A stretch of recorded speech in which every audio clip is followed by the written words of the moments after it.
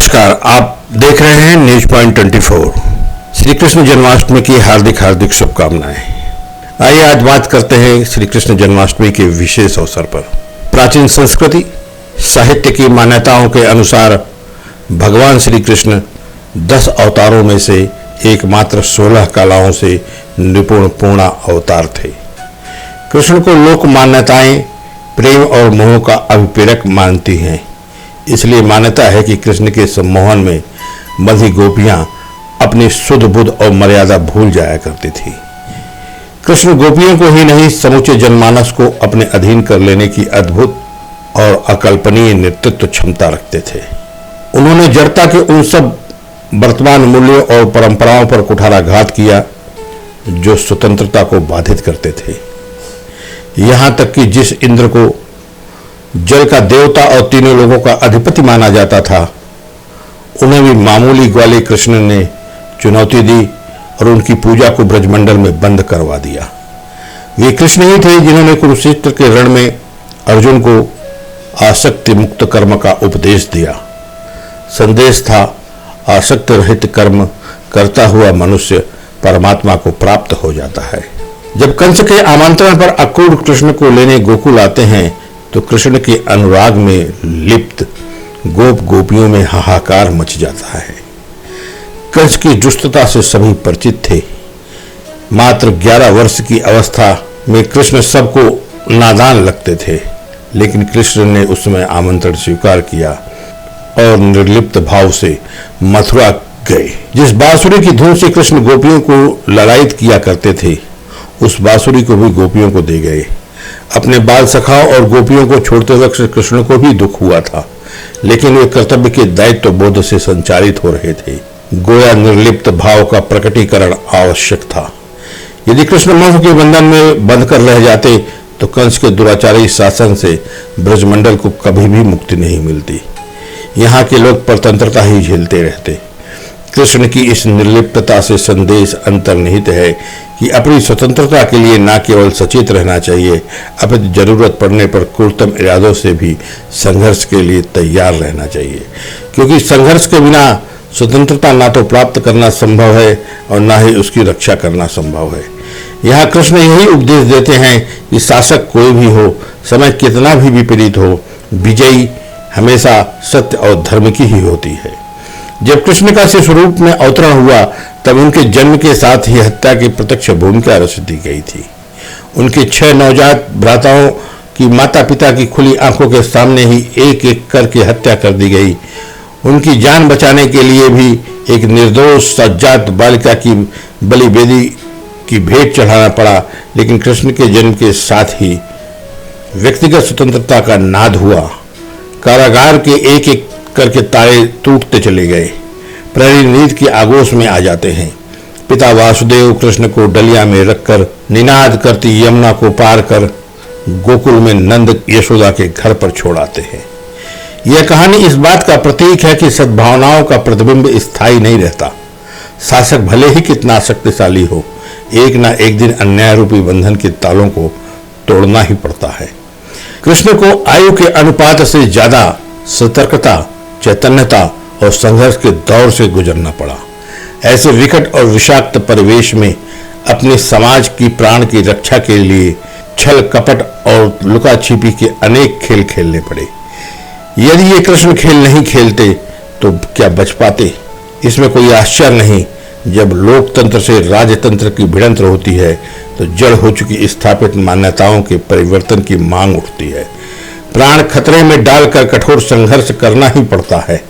इतिहास गवाह है कि इन्हीं संकट और षड्यंत्रों के सामना करने वाले साहसी ही ईश्वर और नायक और नेतृत्वकर्ता के रूप में उभरे हैं। कृष्ण बाल जीवन से ही जीवन पर्यंत सामाजिक न्याय की स्थापना और असमानता को दूर करने की लड़ाई लड़ते रहे। इंद्र और कंस की राजसत्ता को ललकारते रहे। वे गरीब की चिंता करते हुए खेतिहर संस्कृति, दूध क्रांति के माध्यम से ठेठ देशज अर्थव्यवस्था की स्थापना के विस्तार में लगे रहे। सामाजिक दृष्टि से उनका श्रेष्ठ योगदान भारतीय अखंडता के लिए उल्लेखनीय है। इसलिए श्री कृष्ण के किसान और गोपालक कहीं भी फसल और गायों के क्रय विक्रय के लिए मंडियों में पहुंचकर शोषणकारी व्यवस्थाओं के शिकार होते दिखाई नहीं देते। कृष्ण जड़ हो चुकी उस राज और देव सत्ता को भी चुनौती देते हैं जो जन विरोधी नीतियां अपनाकर लूट तंत्र और अनाचार का हिस्सा बन गई थी।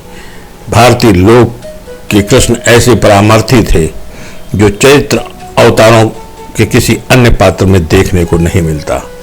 कृष्ण का पूरा जीवन समृद्धि के उन उपायों के विरुद्ध था जिनका आधार लूट और शोषण रहा। शोषण से मुक्ति, समता, सामाजिक समरसता से जीवन को सुखी और संपन्न बनाने के गुण गणने में कृष्ण का चिंतन हमेशा लगा रहा। इसलिए कृष्ण जब चोरी करते हैं, स्नान करती स्त्रियों के वस्त्र चुराते हैं, खेल खेल में यमुना नदी को प्रदूषण मुक्त करने के लिए कालिया नाग का मान मर्दन करते हैं, तो उस वक्त उनकी ये चंचलताएं रूपी हरकतें संघर्ष उत्सव प्रिय हो जाते हैं। पुरुषवादी वर्चस्ववाद के धर्म के आधार पर स्त्री का मजकीकरण किया। इंद्र जैसे कामी पुरुषों ने स्त्री को स्त्री होने की सजा उसके अस्तित्व को भंग करके दी थी। देवी अहिल्या के साथ छलपूर्वक किया गया दुराचार इसका शास्त्र सम्मत उदाहरण है। आज नारी के समान स्वतंत्रता और अधिकारों की मांग कर रही है, लेकिन कृष्ण ने तो औरत को पुरुष की बराबरी का दर्जा दिया था। द्वापर में ही दे दिया था उन्होंने स्त्री को पुरुष के बराबरी का दर्जा। राधा विवाहित थी, लेकिन कृष्ण की मुखर दीवानी थी। ब्रज में इसी स्वतंत्रता का परम और परचम कृष्ण ने फहराया। जब स्त्री चीरहरण द्रौपदी प्रसंग के अवसर पर आया तो कृष्ण ने चुनरी को अनंत लंबाई दी। स्त्री संरक्षण का ऐसा विलक्षण उदाहरण पूरी दुनिया में किसी भी साहित्य में नहीं दिखलाई देता। इसलिए वृंदावन में यमुना किनारे आज भी पेड़ से चुनरी बांधने की परंपरा है, जिसमें आबरू संकट की घड़ी में श्री कृष्ण रक्षा करें। सामाजिक जीवन में श्री कृष्ण स्त्री स्वतंत्रता के इतने प्रबल समर्थक थे कि उन्होंने जब अपनी बहन सुभद्रा के मन में अर्जुन के प्रति अनुराग का अनुभव किया तो बड़े भाई बलराम की इच्छा के विरुद्ध सुभद्रा को अर्जुन से गंधर्व विवाह कर लेने की अनुमति तक दी। यही नहीं, जब कृष्ण को रुक्मणी का हरण करके विवाह कर लेने का संदेश मिला तो कृष्ण को रुक्मणी को भी योद्धाओं के बीच से लाने में कोई संकोच नहीं हुआ। कृष्ण युद्ध कौशल के महारथी थे। महारथी होने के साथ साथ देश की सीमाओं की सुरक्षा संबंधी सामरिक महत्व के विशेष जानकार थे। इसलिए कृष्ण पूरब से पश्चिम, मणिपुर से द्वारका तक सत्ता विस्तार के साथ उसके संरक्षण में भी सफल रहे। मणिपुर की पर्वत श्रृंखलाओं पर और द्वारका के समुद्र तट पर कृष्ण ने साम्राज्यिक महत्व के अड्डे स्थापित किए थे। वर्तमान परिप्रेक्ष्य में हमारे यही सीमांत प्रदेश आतंकवादी घुसपैठ, हिंसक वारदातों का हिंसा बने हुए हैं। कृष्ण इसी प्रभाव के चलते आज भी मणिपुर के मूल निवासी कृष्ण भक्त हैं। इससे पता चलता है कि कृष्ण की द्वारिका से पूर्वोत्तर तक की यात्रा एक सांस्कृतिक यात्रा भी थी। सही मायनों में बलराम और कृष्ण का मानव सभ्यता के विकास में अद्भुत योगदान रहा है। बलराम के कंधों पर रखा हल इस बात का प्रतीक है कि मनुष्य कृषि आधारित अर्थव्यवस्था की ओर अग्रसर है। वहीं कृष्ण मानव सभ्यता एवं प्रगति के ऐसे प्रतिनिधि हैं जो गायों के पालन से लेकर दूध और उसके उत्पादनों से अर्थव्यवस्था को आगे बढ़ाते हैं। ग्रामीण और पशु आधारित अर्थव्यवस्था को गतिशीलता का वाहक बनाए रखने के कारण ही कृष्ण का नेतृत्व एक बड़ी उत्पादक जनसंख्या स्वीकार करती है। जबकि भूमंडलीकरण के कारण वर्तमान दौर में हमने कृष्ण के उस मूल्यवान योगदान को नकार दिया जो किसान के हित में किया गया था, गाय और दूध के हित में किया गया था, उसके व्यापार से जुड़ा था। बावजूद पूरे ब्रजमंडल और कृष्ण साहित्य में कहीं भी शोषणकारी व्यवस्था की प्रतीक मंडियों और उसके कर्णधारों दलालों का जिक्र नहीं मिलता। जीवित गाय को आहारी मांस में बदलने वाली कत्लखानों का कहीं जिक्र नहीं मिलता। श्री कृष्ण वृंदावन के हृदय में बसते थे। किसी बाहरी वन में जाने की इच्छा श्री कृष्ण के मन में नहीं होती थी। घर गृहस्थी के त्याग की जरूरत नहीं पड़ती थी। मन को वृंदावन बनाने का मतलब ही था कि अध्यात्म की भावभूमि तैयार की जाए, जिसमें भौतिक जगत में रहते हुए उसके प्रति अनासक्त भाव उत्पन्न हो, सबके साथ रहते हुए भी मोह माया का बंधन ना हो, ईर्ष्या, द्वेष, निंदा, छल कपट आदि से मुक्त हो, ईश्वर के प्रति संपूर्ण समर्पण भाव हो, तो मन में ही वृंदावन तैयार होने लगता है। इस भाव में ईश्वर की अनुभूति प्राप्त होती है। कलयुग में सरल हुई साधना, सतयुग में ईश्वर की आराधना सर्वाधिक कठिन थी। हजारों वर्ष तप करना पड़ता था, अन्न जल का त्याग करना पड़ता था, किंतु क्रमशः प्रत्येक युग में साधना सरल होती चली गई। कलयुग में यह सर्वाधिक सरल है। गोस्वामी तुलसीदास जी ने लिखा कि केवल नाम आधारा, अर्थात ईश्वर का नाम लेना, स्मरण करना, कथा सुनना, स्वाध्याय करना, सत्संग करना आदि ही पर्याप्त होता है। तप, विशाल यज्ञ आदि सबके लिए संभव नहीं है। गृहस्थ जीवन में प्रभु के नाम का स्मरण ही भव सागर को पार कर सकता है।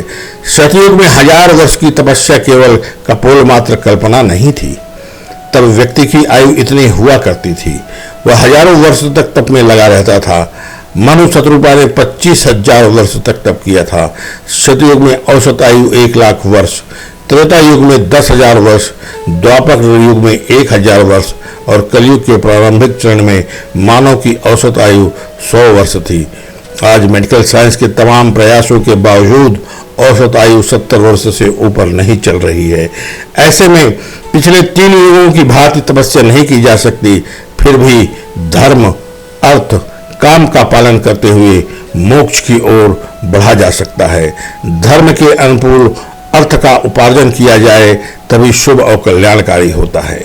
श्री कृष्ण जन्माष्टमी पर हम संकल्प करें कि धर्म के अनुकूल नियमानुसार जीवन का यापन करेंगे, तभी शुभ और कल्याणकारी जगत का निर्माण होगा। नमस्कार, बने रहें न्यूज पॉइंट 24 पर। धन्यवाद। She burns the bridges in my head by lighting up a fire. Bury my